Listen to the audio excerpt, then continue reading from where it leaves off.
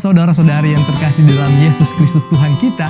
Kembali lagi kita dalam program Sekilas minggu ini untuk mempelajari akan pelajaran sekolah Sabat, yaitu pelajaran ke-12 dengan judul Perjanjian Iman.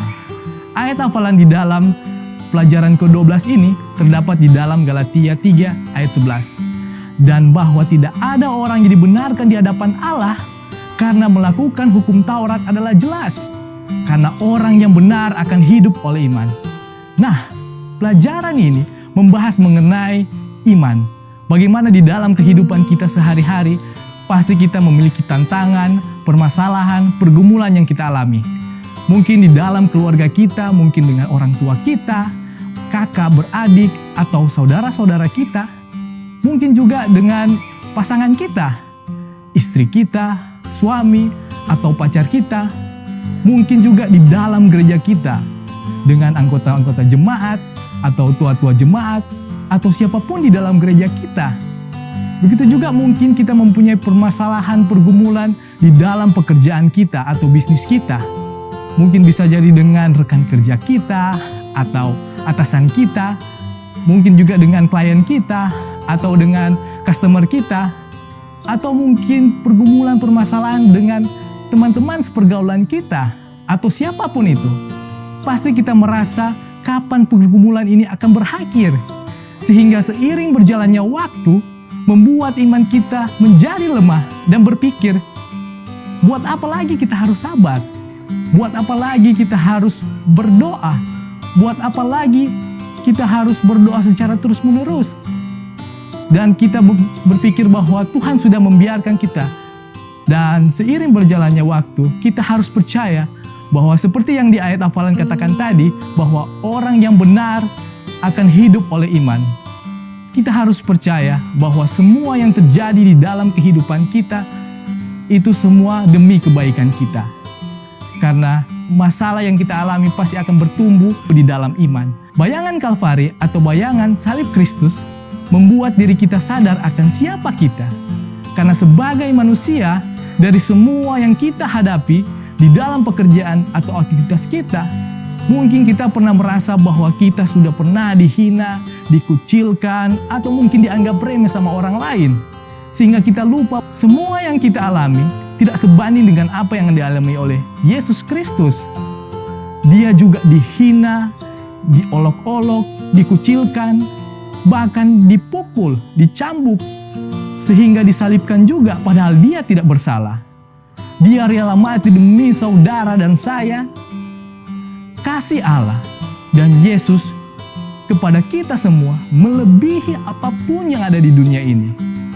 Dan tidak ada seorang pun di dunia ini yang bisa menanggung penderitaan yang dia alami.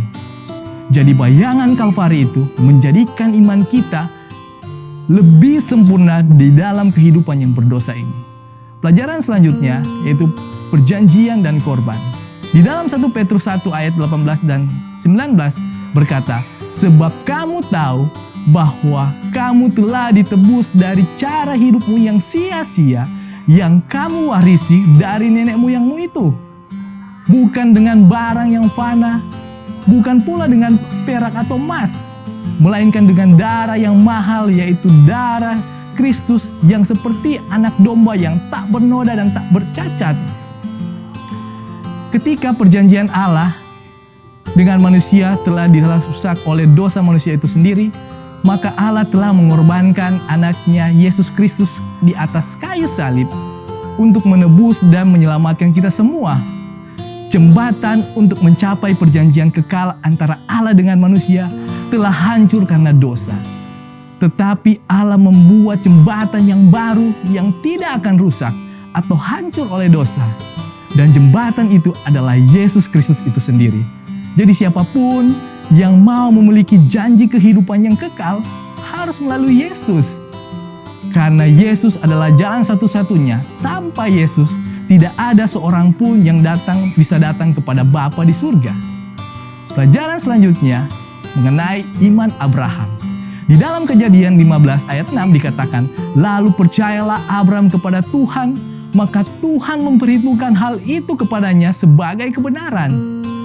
Berbicara tentang ayat ini, Abraham belum mengganti namanya, masih sebagai Abram. Bagaimana seorang Abram yang percaya akan janji-janji Allah, bahkan yang tampaknya mustahil, seperti bahwa suatu hari dia akan menjadi bapa dari sejumlah bangsa yang besar dan memiliki keturunan seperti bintang di langit dan pasir di laut. Tetapi Abram tetap sepenuh hati percaya kepada Allah. Bagaimana dengan kita di kehidupan kita sekarang ini? Bahwa kita orang berdosa, bahwa janji Tuhan akan membenarkan kita sebagai orang berdosa dan menyelamatkan kita. Jika kita menerima Yesus sebagai juru selamat, jika kita memiliki iman seperti Abram, maka janji Tuhan di dalam kehidupan kita pasti akan terpenuhi, apapun itu. Seperti yang dikatakan di dalam Lukas 1 ayat 37, sebab bagi Allah tidak ada yang mustahil. Ketika Abram percaya kepada Allah dengan sepenuh hati, dia juga menuruti semua yang difirmankan Allah. Oleh sebab itu, imannya membuahkan hasil yang paling baik, karena dia mengimani apa yang dia kerjakan, atau iman disertai dengan perbuatan. Begitu juga dengan kita sebagai orang Kristen. Melalui iman di dalam Yesus Kristus, pasti akan ada kasih, penurutan, penyucian diri, perkembangan tabiat, dan kehidupan yang kekal. Pelajaran terakhir bertumpu pada janji-janji. Tentu saja kita sebagai pengikut Kristus pasti percaya akan perjanjian kekal Allah.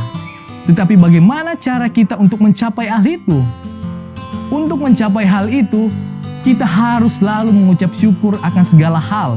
Sebagai contohnya, nafas kehidupan, kesehatan, itu adalah bentuk berkat Tuhan yang luar biasa di dalam kehidupan kita. Berikutnya, kita harus memikul kuk Yesus juga. Karena kuk itu ringan, segala pergumulan yang kita alami pasti akan terselesaikan dengan baik.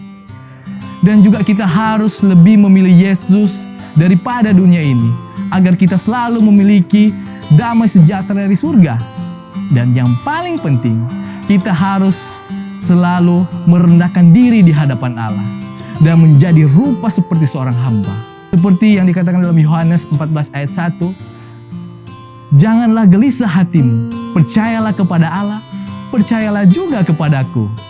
Jadi kesimpulan yang saya bisa ambil di dalam pelajaran ke-12 ini mengenai perjanjian iman, kita tidak bisa memilih kapan masalah akan datang ke dalam hidup kita.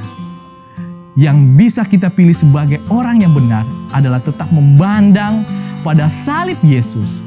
Jadi baiklah kita memiliki iman yang kokoh, yang tulus, dan sempurna seperti Abraham. Dan yang paling utama adalah iman di dalam Yesus Kristus itu sendiri. Karena begitu besar kasih Allah akan dunia ini, sehingga Ia telah mengorbankan anaknya yang tunggal, supaya setiap orang yang percaya kepadanya tidak binasa, melainkan beroleh hidup yang kekal. Demikianlah pembahasan kita, bagaimana pengharapan dalam perjanjian kekal Allah.